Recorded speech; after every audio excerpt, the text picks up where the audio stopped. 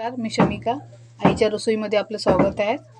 आज मी मसाला बनवणार आहे, त्याची रेसिपी दाखवणार आहे. आणि प्लीज साईडचा आवाज जरा येतोय ना, तो इग्नोर करा. बाजूला काम चाललंय ना, म्हणून आवाज येतोय. आपण गॅस चालू करूया. दालचिनी, वेलची, लवंग, काली मिरी, चक्रीफूल, दगडफूल, जावित्री, 1.5 वाटी खोबरं घेतलं. सुकं खोबरं आहे बघा, ते आता भाजून घ्यायचं आहे. 1/2 किलो कांदे घेतले, तर भाजून घ्यायचं सगळं. पॅनमध्ये तेल टाकायचं, 2 ते 3 चम्मच. खोबरं टाकून घ्यायचं, खोबरं भाजून घ्यायचं पहिला. आता खडे मसाले भाजून घेऊया. खडे मसाले भाजून घ्यायचे. तेजपत्ता टाकते.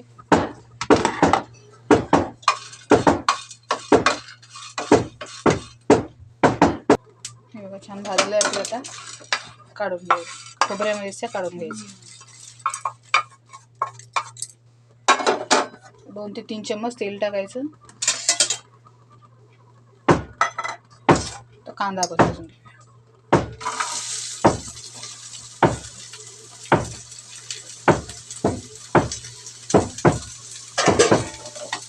गोल्डन ब्राऊन होईपर्यंत भाजून घ्यायचं.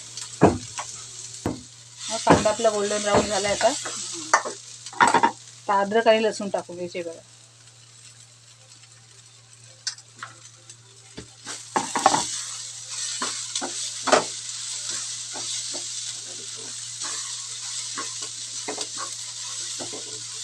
मसाला आपला तयार आहे. भाजून मसाला तयार आहे. गॅस बंद करते. कांदा सगळा थंड झालाय. त्याच्यामध्ये आता आपण हे खोबरं, गरम मसाले सगळे मिक्स करून घेऊया.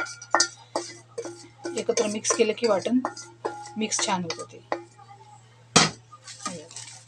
कांदा थंड झालाय ना, मिक्स करून घेऊया.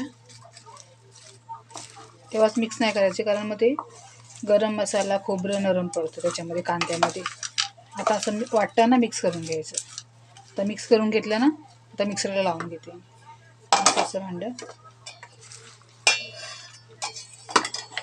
मिक्सरला लावून घेते. आणि थोडंसं पाणी टाकायचं, मिक्स छान होतं. थोडंसंच टाकायचं, आपल्याला स्टोअर करायचं आहे ना, तो थोडंसंच पाणी टाकायचं. थोडंसं मीठ टाकायचं, अर्धा चम्मच याच्यात टाकते. नंतर अजून एकदा मिक्सर लावून त्याच्यामध्ये अर्धा चम्मच टाकते. हा बघा, मसाला आपला एकदम छानसा बारीक तयार झाला आहे बघा. असं बारीक करायचा, छान पेस्ट झाली तयार एकदम. हे बघा मस्त. हा बघा, सगळा मसाला तयार आहे आपला. आता मिक्स करून घेते. हा बघा, आता आपण हे मिक्स करून घेऊया. 8 ते 10 दिवस तुम्ही स्टोअर करून ठेवू शकता. 1 हप्ता स्टोअर करून ठेवू शकता फ्रीजमध्ये. फ्रीजमध्येच ठेवायचा, फ्रीजरला न ठेवायचा, फ्रीजमध्ये खाली ठेवायचा. हा बघा, झालेला आपला मसाला तयार.